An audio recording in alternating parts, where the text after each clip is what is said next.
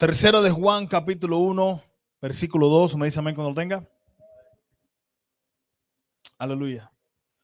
Amado, yo deseo que tú seas prosperado en todas las cosas y que tengas salud, así como prospera tu alma. Amén. La palabra de Dios es bendita y nos bendice. Gloria a su nombre. Amado, yo deseo que tú seas prosperado de vez en cuando en algunas cosas. Dice ahí. En todas las cosas. Y que tengas salud, así como prospera tu alma. Así como prospera este punto de referencia. Ya conmigo, el alma es el punto de partida.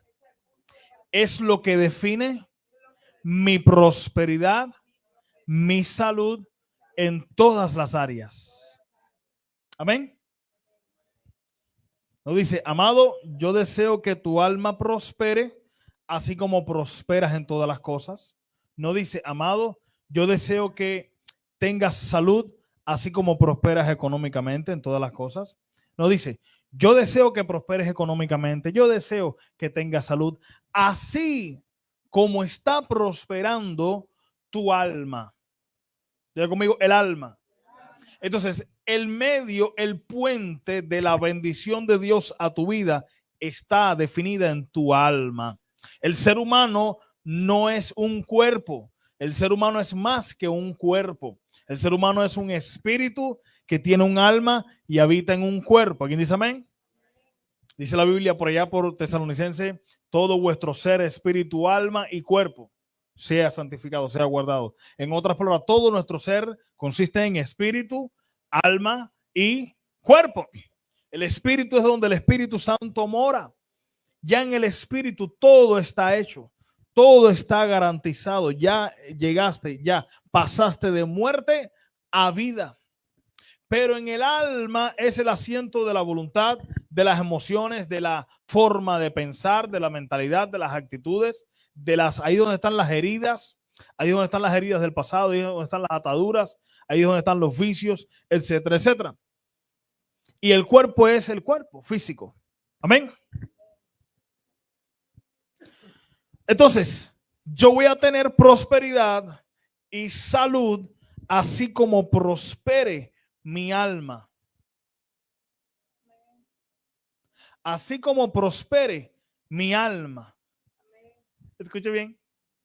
Esto es más allá que tener una correcta relación con Dios. Puede que tú estés en una correcta relación con Dios y tu alma no esté prosperando. Tu alma no esté creciendo. Mis niños tienen una correcta relación conmigo y no necesariamente están creciendo. Obviamente, por edad van creciendo en su mentalidad, en su manera de pensar. Es lo mismo como cristianos. Somos hijos de Dios, pero tenemos que crecer en nuestra alma, en cada área de la palabra de Dios que tiene para nosotros. Amén. Entonces, escuche esto. Y los que puedan anoten. Toda área que no sea discipulada estará en tinieblas. Toda área de tu vida en la que tú no seas discipulado, en la que tú no seas entrenado, enseñado, esa área estará en tinieblas. Y las tinieblas es ignorancia, es ausencia de conocimiento de Dios en esa área. Y donde hay ausencia de conocimiento, hay ausencia de gloria y manifestación. Porque dice la Biblia que como las aguas cubren la mar, así será cubierto la tierra del conocimiento de la gloria de Dios. Entonces, antes que se manifieste la gloria en un área de tu vida, primero tiene que venir el conocimiento o la revelación de la palabra de Dios para que se manifieste la gloria de Dios. Voy allá. Mira esto. Dice la Biblia que en el principio, cuando Dios creó los cielos y la tierra estaba desordenada y vacía, pero dice que el Espíritu de Dios se movía ¿sobre qué? sobre las profundidades de las aguas, yo pregunto, ¿sobre qué? Sobre la faz o la superficie de las aguas. Y aquí hay un código y un misterio que vamos a descifrar ahora.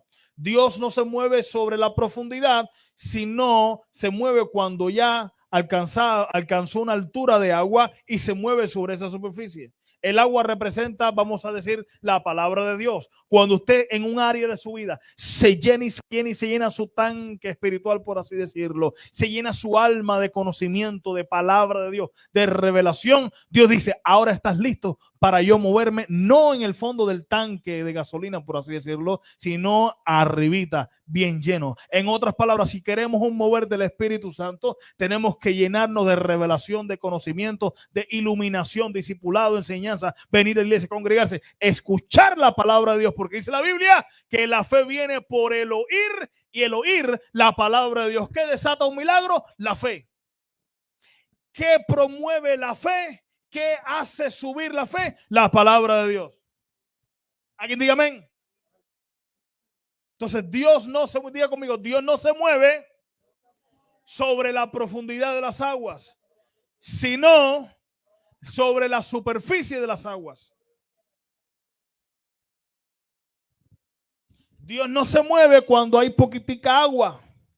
Dios se mueve cuando está lleno tu vasija de palabra de Dios. ¿Quieres que Dios se mueva en tu matrimonio? Aprende y recibe la revelación y la enseñanza y el discipulado y lee la palabra de Dios con respecto a esa área y verás como Dios, cuando tú estás lleno de palabra de Dios, Dios se va a mover. Aquí tiene que decir gloria a Dios. ¿Quieres saber, quieres recibir un milagro de sanidad en tu cuerpo físico? Lee lo que dice la Biblia una y otra vez hasta que te llenes de fe con respecto a la sanidad divina, con respecto a que por sus llagas hemos sido curados. ¿Alguien diga amén? Y cuando estás lleno de palabra de Dios, te llenarás de fe y en cualquier momento se mueve el Espíritu Santo por encima de esa llenura. Entonces, toda área que no sea discipulada estará en tinieblas. La ley de la repetición hace que una idea penetre a tu espíritu. Escuche esto. La ley de la repetición o el principio bíblico de repetirás esta palabra de Dios a tus hijos, dice la Biblia, en tu levantar, en tu acostar, cuando vayas al campo, cuando vayas a la ciudad, donde quiera que esté, pinta las escrituras ahí en tus postes, en tu casa, ten carteles. La repetirás una y otra vez todo el tiempo. La ley de la repetición de enseñanza, de repetición de palabra de Dios, de leer, de escuchar la misma enseñanza una y otra vez, una y otra vez. Eso hará que esa idea, esa premisa, ese argumento, esa revelación, esa iluminación de la palabra de Dios penetre hasta tu espíritu. ¿Cuántos saben acerca de lo que dice la Biblia acerca de la armadura espiritual? ¿Se acuerdan? Vistámonos, dice, de toda la armadura espiritual. Y esto no es una armadura, escuche bien, esto no es una armadura en el alma ni en el cuerpo, es en el espíritu. Aquí hay un misterio.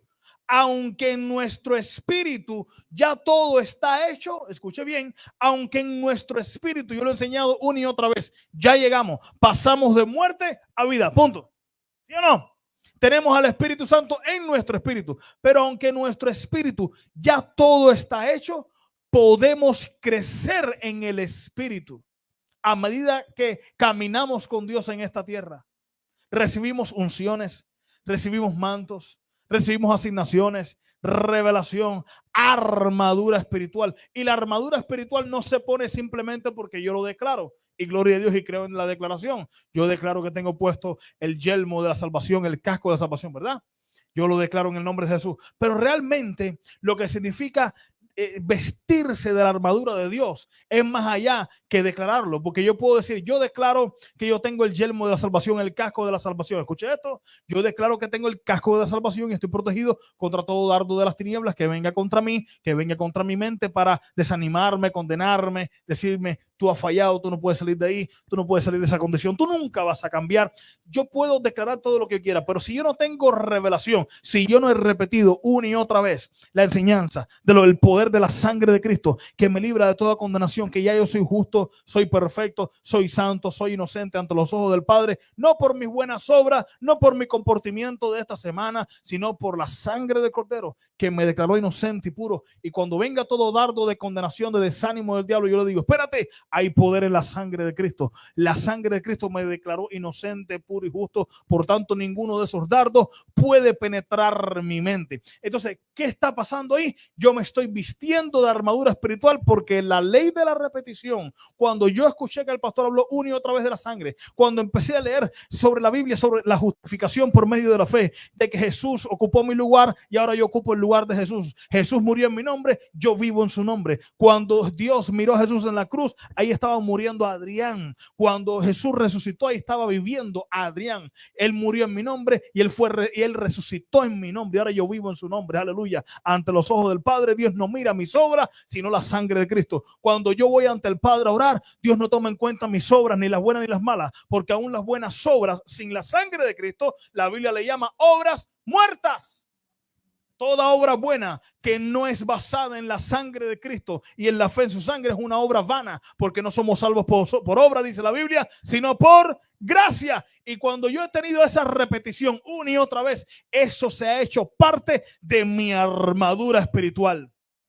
¿Por qué? Porque mi alma ha comido palabra de Dios y se ha llenado, se ha repetido tanto la revelación que me ha llenado, y ya el Espíritu Santo se mueve en el área de mi mente, guardando mi mente contra todo dardo de las tinieblas. Por eso que usted tiene que comer palabra de Dios. Alguien que diga gloria a Dios. La ley de repetición hace que una idea penetre a tu espíritu. Escucha esto. Todo problema en tu vida, todo problema en tu vida, todo problema en mi vida es un problema que hemos tolerado. Todo problema en nuestra vida es un problema que hemos tolerado. Todo problema en tu vida es un problema que hemos tolerado. Aleluya. La voluntad de Dios es que entremos en el reposo de Dios, en el descanso de Dios. Por ejemplo, ahora viene un cáncer y me toca. ¿Y qué es lo que hemos aprendido quizás en otras iglesias que venimos mal enseñados? A lo mejor es de la voluntad de Dios. Dios envió este cáncer porque me quiere probar, pero según lo que veo en la Biblia, dice que por sus llagas hemos sido curados. Jesús, a nadie que vino a él creyendo por un milagro, Jesús le dijo, vete porque a lo mejor no es la voluntad de Dios o no es el tiempo de Dios. A todo el que vino a él por sanidad lo sanó, aunque se fuera al infierno y no creyera en Jesús al final. Creíste por salvación, te salvo. Creíste por sanidad, te sano. Jesús es mi ejemplo. Mi ejemplo no es Timoteo, que se enfermó el estómago y un momento Pablo le dijo, toma un poco de vino porque está malucho en el estómago. Mi ejemplo es Jesús. Jesús desde que nació saludable. Donde único tuvo heridas físicas fue en la cruz, porque ahí estaba ocupando mi lugar. Jesús no murió, escuche bien, por empatía. Él murió por sustitución. Por empatía es lloro contigo, sufro contigo, pero sigues igual. Por sustitución es sufro en tu nombre para que tú no tengas que tolerar eso. Eso se tiene que ir en mi nombre porque yo pagué por eso en el nombre de Jesús. Entonces, si tú recibes mala enseñanza en relación a la sanidad, el Espíritu Santo no se va a mover porque Él se mueve sobre la superficie, sobre tu llenura de conocimiento de su gloria. Antes que su gloria se manifieste, primero viene el conocimiento. Anote eso. Antes que la gloria se manifieste, primero viene el conocimiento. Le voy a dar esa escritura. Creo que está en Habacuc, si mal no recuerdo.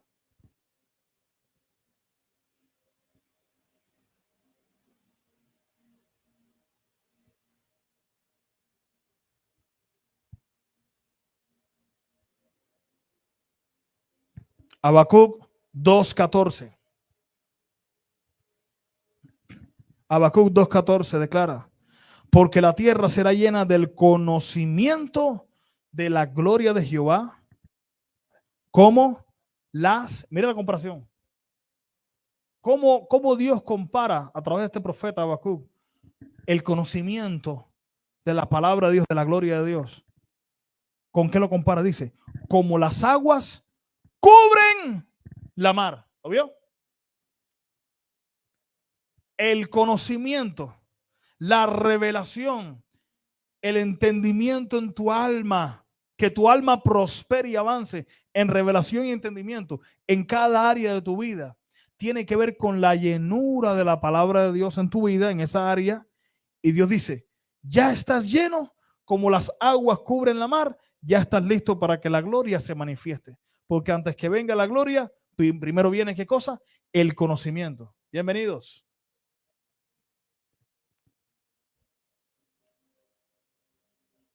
Romanos capítulo 12, versículo 1 al 2. ¿Quién me acompaña? Romanos capítulo 12, versículo 1 al 2. Amén. Romanos capítulo 12, versículo 1 al 2.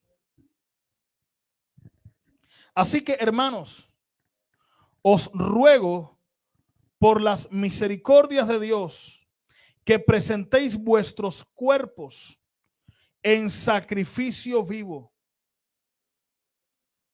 Toda victoria en tu vida, escuche bien, toda victoria en tu vida comienza en tu cuerpo. Voy allá.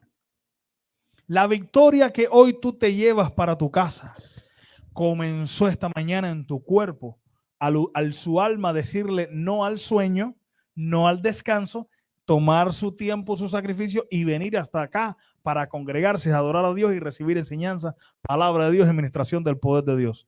¿Alguien diga amén?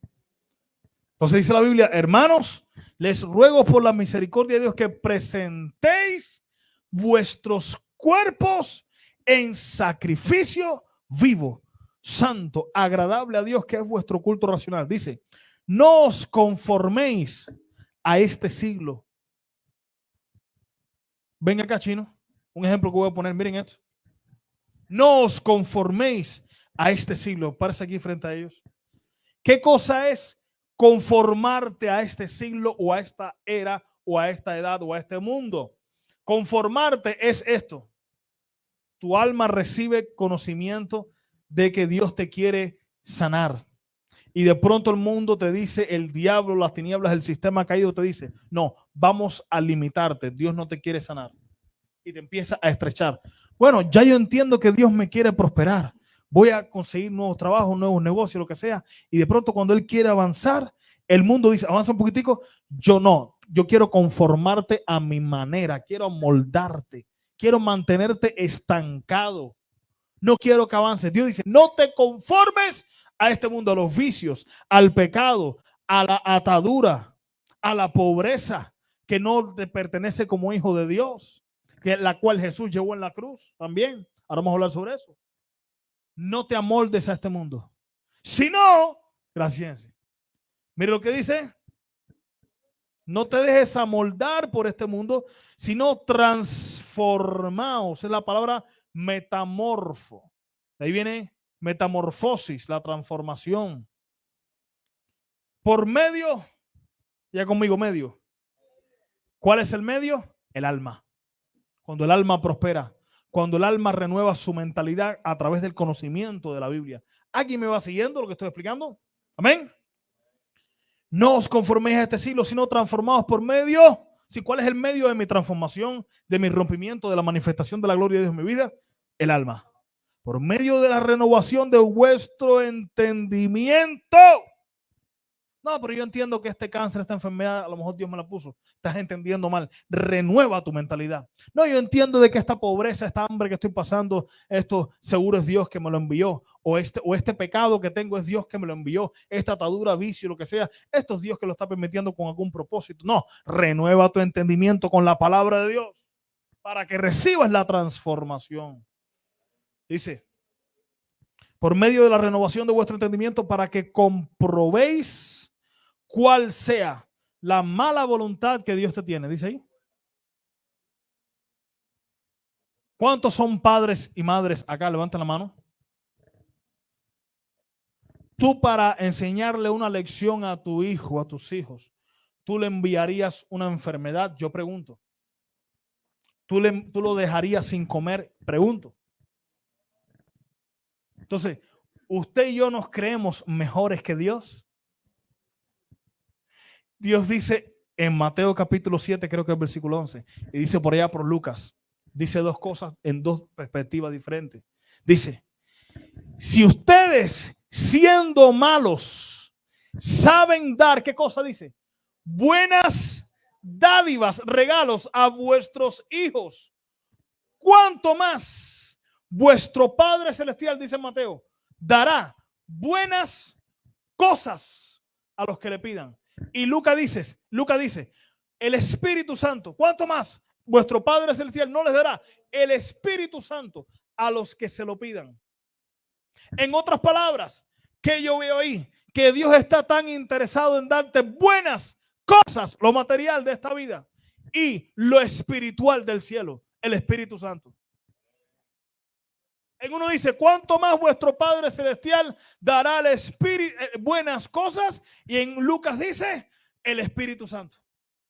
Dios dice, igualito, te quiero dar tanto el Espíritu Santo y tú eres mi hijo, te quiero dar buenas cosas. Quiero darte restauración matrimonial. Quiero darte sanidad física. Eso no es para el cielo. La sanidad no es para el cielo. No es algo espiritual en el sentido de que es para cuando tú entres al cielo. No, es para aquí, para la tierra. Con tu salud tú sirves a Dios. Con tu prosperidad sirves a Dios. Con tu familia sirves a Dios. Alguien diga amén. Para que comprobéis cuál sea la buena voluntad de Dios, agradable y perfecta. Aleluya. Nuestro Dios es bueno todo el tiempo. Su naturaleza es de un Padre bueno. Él no te quiere enfermar, Él no te quiere empobrecido, Él te quiere bendecido. Aleluya. Pero a medida que tú escuches la palabra de Dios, te irás llenando de fe con respecto no a su capacidad, sino a su naturaleza también. Voy allá. Hay muchos que dicen, sí, yo creo que Dios puede, tiene la capacidad de prosperarme, de bendecirme, de sanarme, pero tendrás fe en la naturaleza bondadosa de Dios como Padre hacia ti, que Él te ama, que tú eres su hijo. Hombres de poca fe, dijo Jesús, cuánto más vuestro Padre Celestial. Aleluya. 6 revelaciones, esa era la modo de introducción, que no se asuste, es más larga que este desarrollo. 6 revelaciones que desafían al cristianismo nominal. 6 revelaciones que son los 6 puntos más grandes que yo he entendido en toda mi vida como cristiano, en toda mi vida. 6 revelaciones que han cambiado mi vida.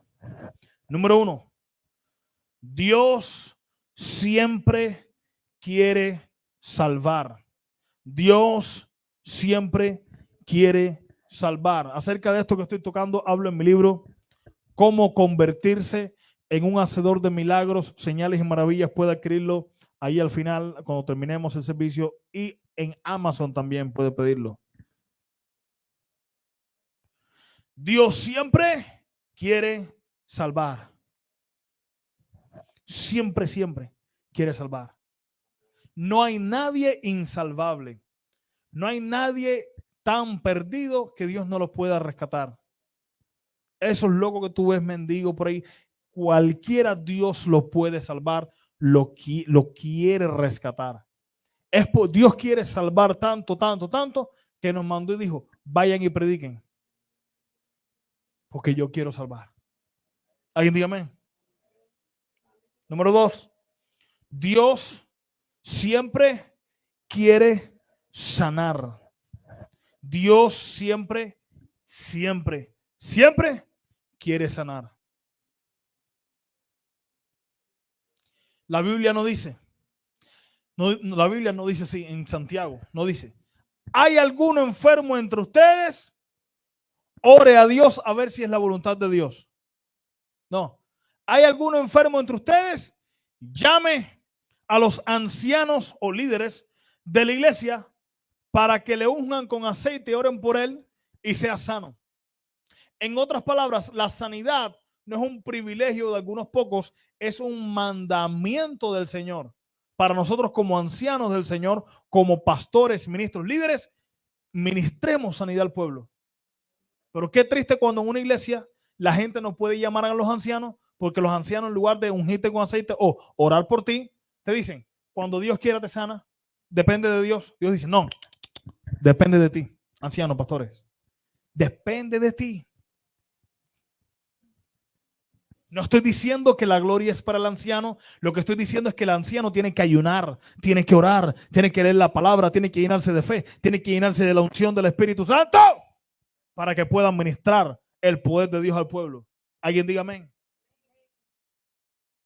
El mayor precio que yo he pagado no es una semana de ayuno, no es orar mucho.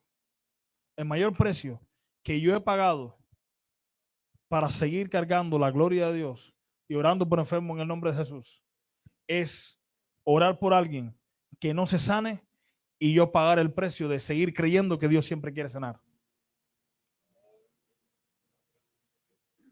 A pesar del dolor de que oré, no se sanó, pero sigo creyendo que Dios siempre quiere sanar. Dios es bueno.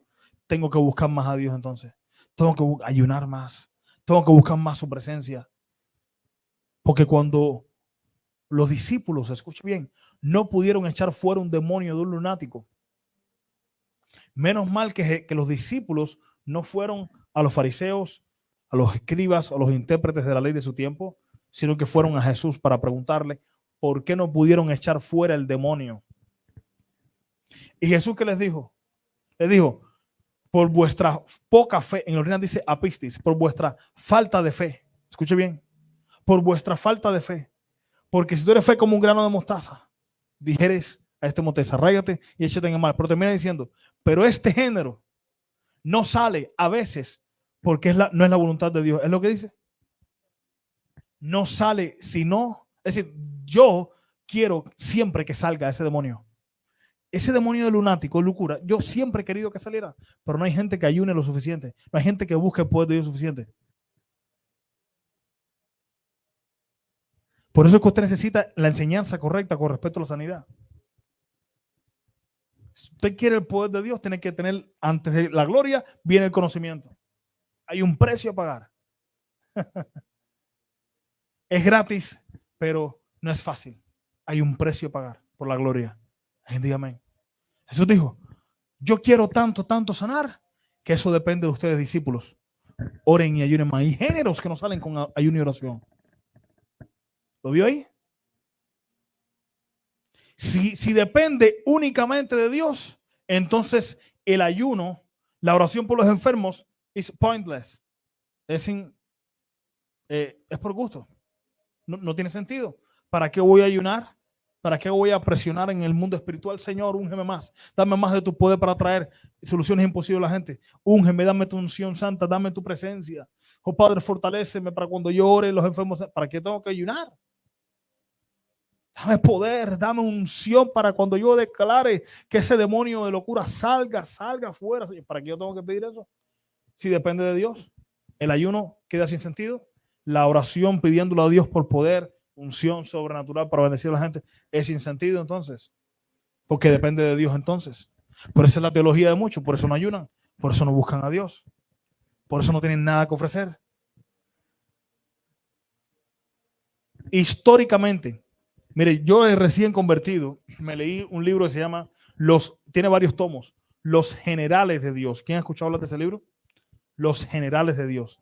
Y todos tenían varias cosas en común. Todo hombre que fue usado poderosamente tenían varias cosas en común. Una de ellas era que creían que Dios siempre quiere sanar, que es la voluntad de Dios, la sanidad, tanto como la salvación. Y la gente que históricamente, que hasta el día de hoy es el cristianismo nominal, que no creen que Dios siempre quiere sanar, sino que hay veces que Dios te envía una enfermedad. Dios, mire, Dios nunca te va a enviar nada de lo que Jesús pagó en la cruz. Dios nunca te va a enviar un pecado porque Jesús pagó por mis pecados en la cruz. Dios nunca te va a enviar pobreza porque dice la Biblia que por su pobreza en la cruz hemos sido enriquecidos. Dios nunca te va a enviar enfermedad porque por su llaga, sus heridas, hemos sido curados. Jesús no mintió. Jesús cargó por mí. Entonces, cuando viene la enfermedad, digamos como Jesús, un enemigo ha hecho esto. Un enemigo ha hecho esto. Quiere llenarse de palabra de Dios, de lo sobrenatural, de una manera como un discipulado. Enseñanza, le sugiero mi libro, gratis, se lo siembro, léaselo, devórelo. Ahí hablamos sobre estas cosas profundamente, escritura por escritura, punto por punto, con testimonios asombrosos del poder de Dios que muchos de ustedes lo han visto en YouTube. Todo testimonio que está aquí, de ciegos viendo, sordos escuchando, órganos faltantes que Dios crea, están en YouTube, están en nuestras redes sociales. Entonces, esto que ha pasado en nuestro ministerio y que sigue pasando no es por la soberanía de Dios. Tiene que ver con lo que yo enseño. Tiene que ver con el conocimiento de la gloria. Para que esta gloria se manifieste hay un conocimiento primero. Entonces la gente quiere rechazar el conocimiento y aún así esperan que la gloria se manifieste. Pero primero viene el conocimiento y después la gloria. Por esto es ¿qué cosa es? Casa de Gloria. House of Glory Tampa. Casa de Gloria Cuba, Casa de Gloria La Habana, Casa de Gloria Santiago Cuba, Casa de Gloria Ecuador. El movimiento de la gloria. Fuerte el aplauso de Jesús.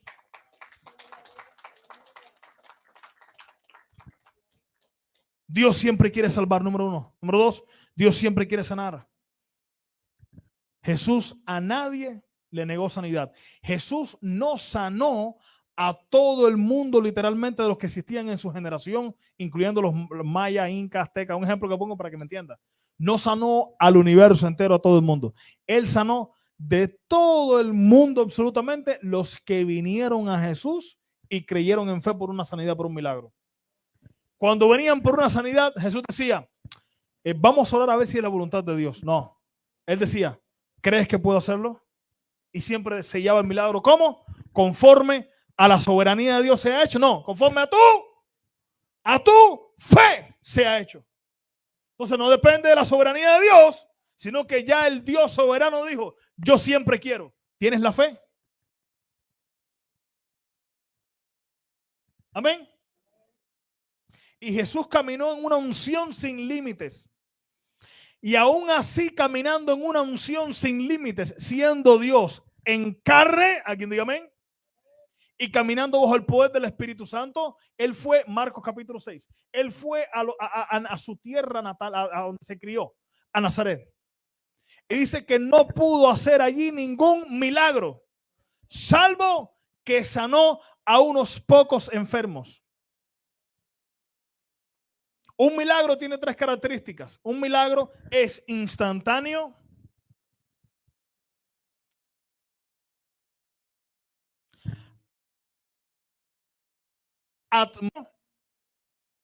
y atmosférico. La otra hora se me pasó, después se lo digo. No, progresivos son las sanidades.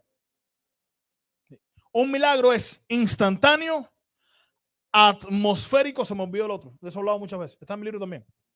Pero bueno, vamos, porque me voy a enfocar en lo de atmosférico. Un milagro es atmosférico. ¿Qué significa atmosférico? Que es cuando la atmósfera en un lugar está cargada de fe y de conocimiento de la gloria y del poder de Dios y de la voluntad de Dios para sanar. El predicador, Jesús, el apóstol Pablo, quien sea, se para y declara, ahora mismo ocurre un milagro en el nombre de su, allá atrás te declaro sano en el nombre de su, revísate. Los milagros se hacen fáciles. Pero cuando hay deshonra, cuando hay incredulidad, como que hay que ir hasta la persona para imponerle mano, y algunos a veces se sanan. No es atmosférico, hay que imponer mano. No es desde distancia. Por eso los milagros más grandes, la fe más grande, son los milagros de distancia. Un centurión, Jesús le dijo, oye, no he encontrado fe tan grande en todo Israel. No, tranquilo, tú no tienes que imponerle mano a mi siervo, solamente envía la palabra a distancia. En otras palabras, yo te creo tanto, que creo que puede ocurrir un milagro instantáneo y atmosférico, porque aquí está la atmósfera correcta, te creo 100%. envía la palabra. Eso digo, qué grande es tu fe. Entonces, mientras más grande la fe, más atmosféricos son los milagros. Mientras más poca es la fe, menos atmosféricos son los milagros, y el pastor, el predicador, tiene que bajarse del estrado, por así decirlo, e imponer manos o enseñarle, mira, la Biblia dice esto, ¿crees esto? La Biblia dice esto. Pero los milagros son fáciles cuando hay una cultura en una casa, en una iglesia, del conocimiento de la gloria de Dios. Por eso es que usted me ve predicando básicamente desde diferentes perspectivas, casi siempre lo mismo. La cruz de Cristo, la voluntad de Dios. ¿Por qué? Porque esto, escuche bien, le está haciendo bien y tiene que penetrar hasta su espíritu en el nombre de Jesús.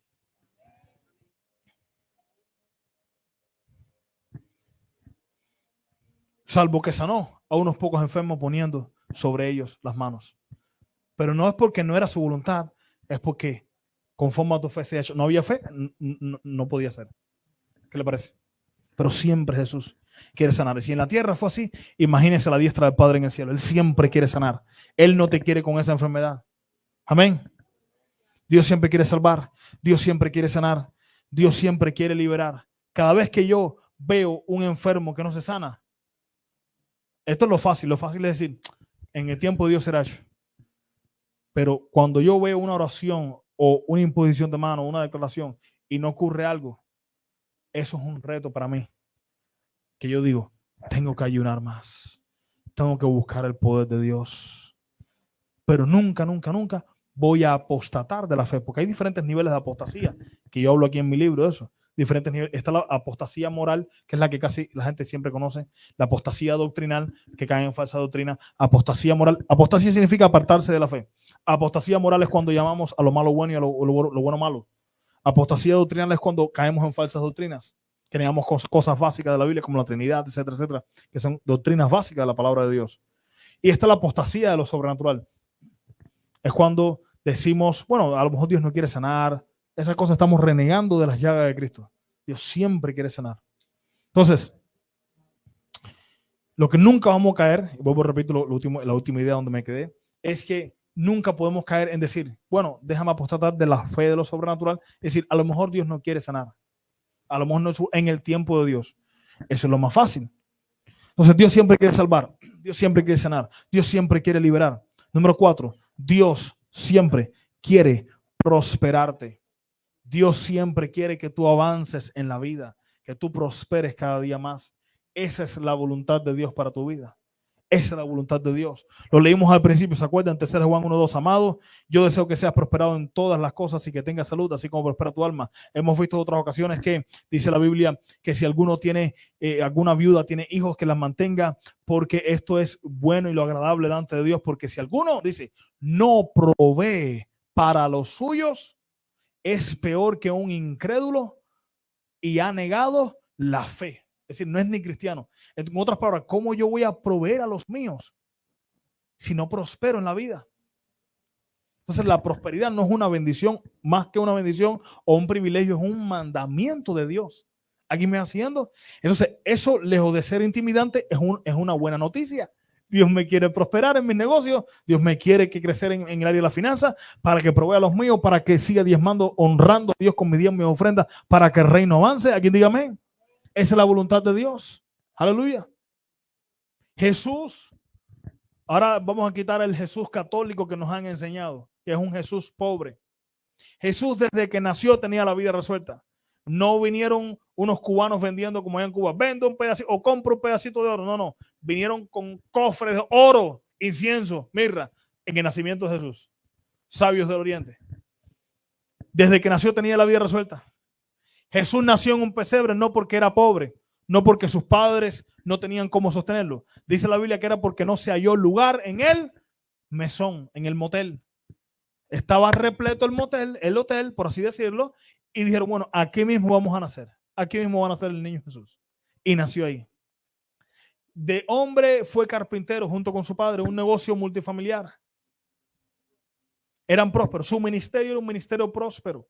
Mujeres ricas le servían de sus bienes a Jesús. Tenía tanto dinero en la bolsa Judas que sustraía diariamente y alcanzaba para todo. Y nadie se daba cuenta que robaba. Solamente Jesús, obviamente, que lo sabía. Usaba lo último de tecnología en su tiempo. No había jet privados, no había carros, pero sí había botes. y cogía y hacía de los botes su púlpito, su estrado, su plataforma para predicar. Donde único se interrumpió la inocencia, la salud y la prosperidad de Jesús fue ¿dónde? En la cruz. Ahí cargó mi culpabilidad. Dios lo culpabilizó por mis pecados. Ahí cargó con mi enfermedad, por su llaga fuimos curados. Ahí cargó con mi pobreza. ¿Qué cosas pobreza? Según Deuteronomio capítulo 28, es una de las maldiciones por desobedecer a Dios. Es sed, hambre y desnudez. A Jesús vestía tan caro y tan fino que dice la Biblia que centuriones romanos que siempre extorsionaban al pueblo, que tenían mucho dinero, siempre dijeron, vamos a echar suerte sobre sus vestidos, dice la Biblia, porque era de una sola costura. Es decir, no era un vestido común, era un vestido fino. Estoy ya destronando a ese Jesús católico que nos enseñó el papismo a los latinoamericanos. Jesús, vamos a echar suerte sobre su vestido, un vestido incluso manchado de sangre, porque era caro. En ese momento, él pidió agua. Y dijeron, sí, toma agua. Lo engañaron. Le dieron, es decir, tuvo sed, hambre y desnudez. Le dieron a beber vinagre mezclado con hiel. Y lo botó. Tomó nuestra pobreza, nuestra ausencia de provisión. Jesús fue desprovistos para que Dios a nosotros nos provea. Alguien diga amén. Esas son buenas noticias y hasta que usted no se convenza de eso, el Espíritu Santo no se va a mover en la profundidad o donde hay poco conocimiento de su gloria, sino donde hay mucho conocimiento de su gloria. Cuando aumenta la revelación o su alma empieza a prosperar, el Espíritu Santo se moverá en esa área, llámese finanzas, salud, tu familia, en el área espiritual, lo que sea. Y Jesús en la cruz llevó nuestra enfermedad, nuestra culpabilidad y nuestra riqueza. Y nuestra pobreza, perdón. La cruz fue la única interrupción. Escuche bien. Dice la Biblia que Jesús tenía un discípulo rico, llamado, así mismo dice la Biblia, un discípulo que era rico, llamado José de Arimatea. Y él envolvió el cuerpo en una sábana limpia y lo metió en su sepulcro. Un sepulcro de un rico. Dios dice, ya en la cruz pagaste por los pecados. Bueno, dice la Biblia que él fue vindicado en el espíritu. Es decir, mientras estaba muerto en el espíritu, fue vindicado. Dios dijo, este siempre fue inocente. Solamente en la cruz cargó la culpabilidad de Adrián, de la iglesia, compró la iglesia a precio de sangre. ¿Me vamos a entender?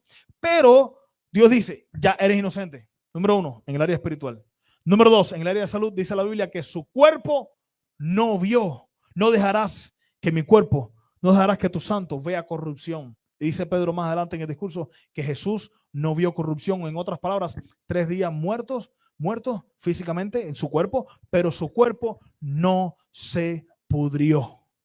A pesar que tenía llagas físicas, Dios protegió la salud de Jesús, la salud de su cuerpo. No se pudrió después de la cruz. La cruz fue la única interrupción de la inocencia, de la salud y de la prosperidad de Jesús en su vida.